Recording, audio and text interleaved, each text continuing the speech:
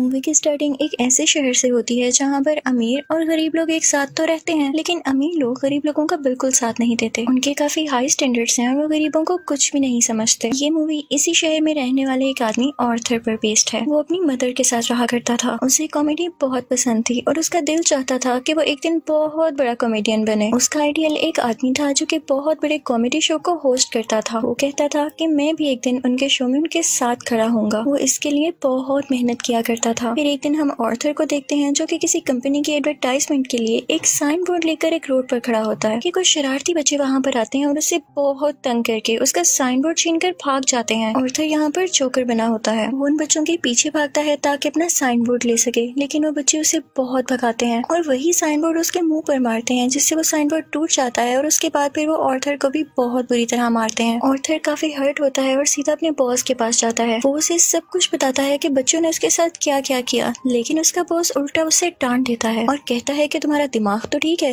बच्चे ऐसी हरकत कैसे कर सकते हैं। बॉस उससे कहता है कि मैं तुम्हें तुम्हारी सैलरी भी नहीं दूंगा। ऑर्थर में कॉन्फिडेंस की बहुत कमी होती है, इसलिए वो यहाँ पर खुद के बारे में कुछ बोल ही नहीं पाता। वो वहाँ से काफी उदास होकर बाहर आ जाता है और सोचता है कि क्या मैं इतना बुरा हूँ कि कोई भी मेरी बात का यकीन ही नहीं करता। वो अपने घर आता है और डांस करने लगता है। यहाँ पे हम देखते हैं कि उसकी बॉडी काफी वीक होती है। अगले दिन ऑर्थर अपने कोलीग से मिलता है और उसे उन बच्चों के बारे में बताता है। उसका कोलीग उसे कहता है कि ये तो बहुत गलत हुआ, तुम्हें अपनी हिफाजत करनी चाहिए थी यार। और इसी के साथ वो उसे गन देता है और कहता है कि इसे अपने पास रख लो, ये मुश्किल वक्त में तुम्हारे काम आएगी। ऑर्थर ये लेने से इनकार करता है, लेकिन वो आदमी जबरदस्ती उसे गन दे देता है और फिर ऑर्थर अपने घर के लिए निकल पड़ता है। वो बस में होता है तो उसके सामने एक बच्चा भी बैठा होता है। वो उसे हंसाने की कोशिश करने लगता है और वो बच्चा जोर जोर से हंसने लगता है, जिस पर उस बच्चे की मदर को गुस्सा आ जाता है और वो ऑर्थर से कहती है कि हटो, परेशान मत करो हमें। लेकिन इस बात पर ऑर्थर हंसने लगता है। इनफैक्ट हमें बताया जाता है कि ऑर्थर को कोई सीरियस साइकोलॉजिकल इशू होता है और वो अपनी हंसी को कंट्रोल ही नहीं कर पाता। उसे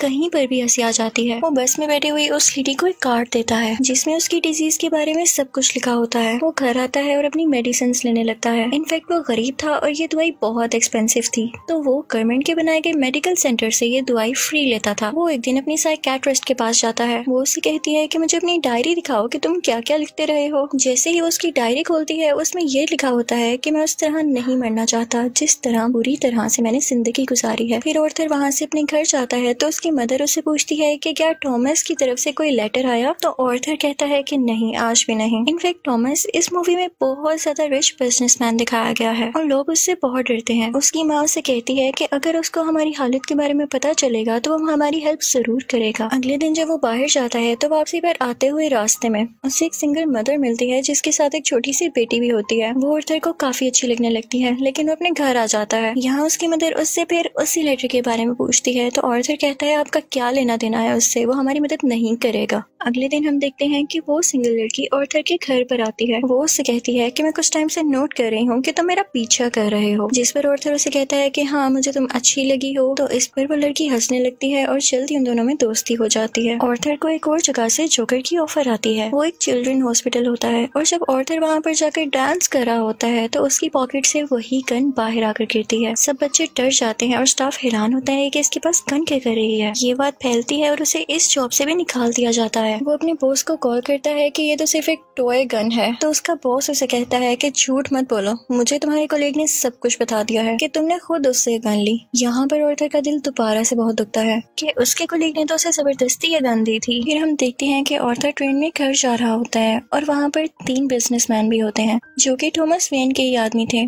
वो ट्रेन में बैठी हुई एक लड़की को छेड़ रहे होते हैं। ऑर्थर को यहाँ पर अपने मेंटल डिसऑर्डर की वजह से हंसी आने लगती है और वो तीनों आदमी समझते हैं कि हम पर हंस रहा है। वो उसे बहुत मारते हैं, इतना मारते हैं कि उसके मुंह से खून आने लगता है। ऑर्थर उन्हें अपना मसला बताने की कोशिश कर रहा था, लेकिन वो तीनों उसकी एक नहीं सुनते। ऑर्थर को उन तीनों पर गुस्सा आ जाता है और अपनी गन निकाल कर उन तीनों को शूट कर देता है। वो वहाँ से ये सोचकर भाग जाता है कि मैंने 3 लोगों का कत्ल किया है। वो खुद को एक बाथरूम में लॉक कर लेता है। पहले तो वो डर रहा था, लेकिन यहाँ पर अचानक से वो डांस करने लगता है। ऐसे लग रहा था जैसे अब उसे कोई रिग्रेट नहीं और वो काफी सुकून में भी था। ऑर्थर घर आता है तो टीवी पर न्यूज चल रही होती है जिसमें थॉमस बोल रहा होता है वो कहता है कि जिन 3 लोगों का कत्ल हुआ वो मेरे आदमी थे और उन्हें किसी जोकर ने मारा। लेकिन यहाँ पर गरीब लोग उन तीनों की डेथ का अफसोस करने की बजाय जोकर्स का साथ दे रहे होते हैं, क्योंकि वो सब जोकर्स के रूप में ही अमीर लोगों के खिलाफ स्ट्राइक कर रहे होते हैं। वहाँ से ऑर्थर अपने साइकेट्रिस्ट के पास जाता है तो वो उसे बताती है कि हम आज आखिरी बार मिल रहे हैं क्योंकि गवर्नमेंट ने हमें फंड्स देना बंद कर दिया है और अब के बाद मैं आपका फ्री इलाज नहीं कर सकती। ऑर्थर दोबारा से काफी टूट जाता है और उदास होकर वहाँ से बाहर आ जाता है। फिर हम ऑर्थर को देखते हैं जो कि कॉमेडी शो में लोगों को हंसाने की कोशिश कर रहा होता है, लेकिन वो ऐसा कर नहीं पाता और परेशानी में उसे जोर जोर से हंसी आने लगती है। इस वजह से उसका शो खराब हो जाता है और वो घर आ जाता है। घर आने पर उसकी मॉम उसे कहती है कि बेटा ये लेटर टॉमस के लिए पोस्ट कर दो। ऑर्थर जब ये पढ़ता है तो उसे अपनी आंखों पर यकीन ही नहीं आता। वो अपनी मदर के पास जाता है और कहता है आपने मुझसे सब कुछ क्यों छुपाया। उसकी माँ उसे बताती है कि बेटा मैंने ये जानकर नहीं किया। इनफैक्ट टॉमस और मैं एक दूसरे को पसंद करते थे और इवन शादी भी करना चाहते थे, लेकिन मैं बहुत गरीब थी और वो बहुत अमीर, तो हम सोसाइटी की वजह से शादी नहीं कर सके। ऑर्थर अपने बाप से मिलने के लिए निकल पड़ता है। जब वो वहाँ पर पहुँचता है तो उसके घर के गेट के पीछे टॉमस का अपना बेटा खड़ा होता है। ऑर्थर उसके सामने बच्चों जैसी हरकतें करने लगता है और उसे भी हंसाने की कोशिश करता है, लेकिन तभी वहाँ पर टॉमस का बटलर आ जाता है। वो उस बच्चे से कहता है कि स्ट्रेंजर से बात नहीं करते और ऑर्थर को वहाँ से जाने के लिए कहता है। ऑर्थर उससे कहता है कि मैं सच्चाई से पर्दा हटा कर ही जाऊंगा। मेरी माँ ने टॉमस के यहाँ 30 साल काम किया और वो दोनों एक दूसरे को पसंद भी करते थे और मैं किसी और का नहीं टॉमस का ही बेटा हूँ। जिस पर बटलर उसे कहता है कि तुम भी पागल हो और तुम्हारी माँ भी पागल है। उसने ये स्टोरी अपने पास से बनाई है, उसका टॉमस से कोई लेना देना नहीं है। ये सुनकर ऑर्थर को काफी बुरा लगता है और वो वहाँ से चला जाता है। ऑर्थर जब घर जाता है तो उसे पता चलता है उसकी मॉम को कोई अटैक हुआ है और उन्हें हॉस्पिटल शिफ्ट किया जाता है। ऑर्थर जब बाहर बैठा होता है तो उसके पास 2 पुलिस ऑफिसर्स आते हैं। वो उससे पूछते हैं कि ट्रेन में उस दिन जो 3 आदमी मरे क्या तुम उनको जानते हो। तो ऑर्थर आगे से कहता है नहीं, मुझे क्या पता होगा। उसे पता चलता है कि इन पुलिस ऑफिसर्स ने उसकी माँ से भी सेम क्वेश्चन किया था, जिसकी वजह से उसकी मॉम को अटैक हुआ। वो अंदर अपनी माँ के पास आ जाता है और वहीं पर वो सिंगल मदर भी होती है कि तभी टीवी पर एक न्यूज चलती है और उस पर ऑर्थर का वही फेवरेट टीवी होस्ट होता है, वही कॉमेडियन जिसे ऑर्थर बहुत पसंद किया करता था। वो काफी शौक से उसका शो देखने लगता है, लेकिन देखते ही देखते उसे अपना चेहरा टीवी स्क्रीन पर दिखाया जाता है। बेसिकली ऑर्थर का फेवरेट कॉमेडियन उसका मजाक उड़ा रहा होता है। जब ऑर्थर को एक कॉमेडी शो में हंसी आ गई थी, ये देखकर ऑर्थर काफी टूट जाता है कि मेरा आइडियल मेरा मजाक उड़ा रहा है, इससे तो मुझे इंस्पिरेशन मिली थी। उसे इस सब चीज पर यकीन ही नहीं आ रहा होता। टॉमस घर आता है तो न्यूज चल रही होती है कि शहर के हालात काफी खराब हो गए हैं। गरीब लोग जोकर्स का मास्क पहने सड़कों पर निकल आए हैं और अमीर लोगों के खिलाफ स्ट्राइक कर रहे हैं। इन लोगों में बहुत दुश्मनी बढ़ गई है और ये सारे के सारे टॉमस के खिलाफ हैं। ऑर्थर ये देखकर काफी खुश होता है कि वो सब के सब लोग जोकर बने हुए थे, यानी क्लाउन्स बने हुए थे। उसे लगता है कि पहली बार उसकी जॉब की या उसकी किसी ने तारीफ की हो। अब जहाँ पर वो गरीब लोग स्ट्राइक कर रहे थे वो एक थिएटर था। उस थिएटर के अंदर अमीर लोग एक मूवी देख रहे थे और वहाँ पर टॉमस भी था। उस स्ट्राइक को रोकने के लिए पुलिस वहाँ पर आ जाती है और उन्हें मना करती है। हर तरफ हलचल मच जाती है और इस चीज का फायदा उठाते हुए ऑर्थर उस थिएटर के अंदर चला जाता है। वो थिएटर के वॉशरूम में जाता है जहाँ पर टॉमस भी आया था। ऑर्थर उसके पास जाता है और पोलाइटली कहता है कि मैं आपका बेटा हूँ, मेरी माँ और आप एक साथ हुआ करते थे, याद करें। टॉमस उससे कहता है कि मैं इस नाम की किसी औरत को नहीं जानता और उसे जोरदार मुक्का मारता है, यानी पंच करता है, जिससे उसकी नाक से बहुत खून आने लगता है। ऑर्थर घर चला जाता है और कुछ टाइम बाद उसे पुलिस की कॉल आती है। वो इनफैक्ट ऑर्थर से भी इन्वेस्टिगेशन करना चाहते थे उस दिन के बारे में जब उन 3 आदमियों का कत्ल हुआ था। और तभी ऑर्थर को ये भी पता चलता है कि जो उसका फेवरेट कॉमेडियन था उसने ऑर्थर को अपने शो में बुलाया है। इनफैक्ट उसने ऑर्थर की जो क्लिप अपने शो में चलाई थी उसकी वजह से उसकी शो की रेटिंग काफी बढ़ गई थी, क्योंकि लोगों ने उसको पसंद किया था। वो बहुत खुश हो जाता है और तैयार होकर वहाँ पर जाने के लिए निकल जाता है, लेकिन उसे याद आता है कि टॉमस के बटलर ने कहा था कि मेरी माँ पागल है। तो वो उस मेंटल हॉस्पिटल पर जाता है जहाँ पर उसकी माँ का कभी इलाज हुआ था। वो उन लोगों से अपनी माँ की फाइल मांगता है। वो वहाँ से वो फाइल चुरा कर भाग जाता है। उसमें लिखा हुआ था कि ऑर्थर की माँ का किसी और के साथ रिलेशन था। वो उसे बहुत ज्यादा फिजिकली अब्यूज किया करता था, मारा करता था और इसी दौरान आर्थर के सर पर भी चोट आई थी, जिसकी वजह से वो आज इस डिजीज का शिकार है। वो वहाँ से सीधा अपनी दोस्त यानी उसी सिंगल मदर के पास जाता है, लेकिन हमें यहाँ पर पता चलता है कि वो तो थी ही नहीं। वो असल में सिर्फ और सिर्फ उसकी इमेजिनेशन में थी और उसको उसके विजन्स आया करते रहते थे। आर्थर अपने माँ की चोट की वजह से काफी परेशान होता है। वो हॉस्पिटल जाता है और पिलो से अपनी माँ को मार देता है। घर आकर देखता है तो उसे एक पिक्चर मिलती है जिसके पीछे लिखा हुआ था कि मुझे तुम्हारी स्माइल बहुत पसंद है, जो कि थॉमस ने लिखा था और ये पिक्चर उसकी मदर की थी। यहाँ उसे एहसास होता है कि उसकी माँ झूठ नहीं बोल रही थी। वो अपना जोकर का मेकअप करने लगता है और यहाँ पर वो काफी दुखी होता है और उसे कुछ समझ नहीं आ रहा होता कि उसके आसपास क्या हो रहा है। तभी वहाँ पर उसका वही कोलीग आ जाता है और वो कहता है कि जो उस दिन ट्रेन में 3 कत्ल हुए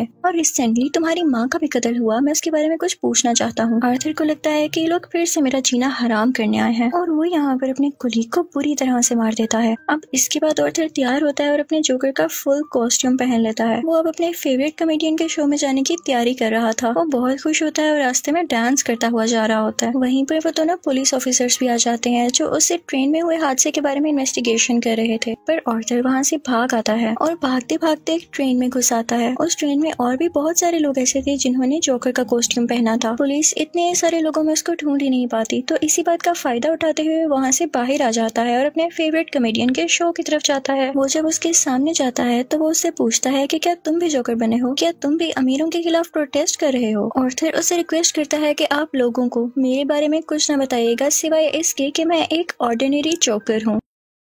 और फिर उनका लाइव शो स्टार्ट हो जाता है। ऑडियंस उन्हें देखकर काफी खुश होती है और इस चीज को काफी एडमायर कर रही होती है। वहाँ पर आर्थर का फेवरेट कॉमेडियन उससे क्वेश्चन करता है कि तुम यहाँ पर जोकर बन के क्यों आए हो। तो जोकर उससे कहता है कि मैं हमेशा खुश रहना चाहता था और मैं लोगों में भी खुशियां बांटना चाहता था। लोगों ने मुझे इस गेटअप में पसंद किया तो मैंने सोचा क्यों ना मैं ऐसे ही आ जाऊँ। वो यहाँ पर एक बहुत ज्यादा सरप्राइजिंग बात भी करता है। वो इस लाइव शो में सबके सामने बता देता है कि उस दिन ट्रेन में जो 3 लोग मारे गए उनको मैंने ही मारा है। वो कहता है कि ये सब मैंने आपको इसलिए बताया कि अब तक कितने गरीब मरे, कितने ही ज्यादा अमीर लोगों ने गरीब लोगों को बेदर्दी से कत्ल किया, लेकिन आज तक किसी ने नोटिस किया, किसी ने भी अमीर लोगों के खिलाफ आवाज उठाई या उन गरीब लोगों को याद किया तो मुझे बताएं। और जब मैंने किसी अमीर आदमी को मार दिया तो लोग इतना शोर किस लिए मचा रहे हैं? क्या सब इंसान बराबर नहीं होते या अमीर लोगों में कोई और खास बात होती है? वो कहता है कि सोसाइटी बहुत खराब हो चुकी है, वो सिर्फ अपना फायदा सोचती है और अगर आज तुमने मुझे इस शो में बुलाया है तो ये तुम्हारी रहमदिली हरगिज नहीं है। तुम्हारे शो की रेटिंग मेरी वजह से बढ़ रही थी इसलिए तुमने ऐसा किया। लेकिन आर्थर का जो फेवरेट कॉमेडियन होता है वो कहता है ऐसी बात हरगिज नहीं है। आर्थर को गुस्सा आ जाता है कि तुम अभी भी झूठ बोल रहे हो और इसी के साथ अपनी गन बाहर निकालता है और उसे सबके सामने शूट कर देता है। लोग काफी घबरा जाते हैं और वहाँ से बाहर निकलने लगते हैं, लेकिन आर्थर को हम यहाँ पर काफी कॉन्फिडेंट देखते हैं। वो किसी से नहीं डरा होता। पुलिस इस बात पर जोकर यानी आर्थर को अरेस्ट कर लेती है और अपनी गाड़ी में बिठाकर उसे वहाँ से दूर ले जाने लगती है। लेकिन आर्थर रास्ते में देखता है कि उसके बहुत सारे सपोर्टर्स हैं जो उसे सपोर्ट कर रहे हैं। उनमें से कुछ लोग एक एम्बुलेंस में बैठते हैं और उसकी ज्यादा सारी स्पीड करके उस पुलिस कार के साथ टक्कर कर देते हैं, जिसकी वजह से वो पुलिस कार उल्ट जाती है और अब जोकर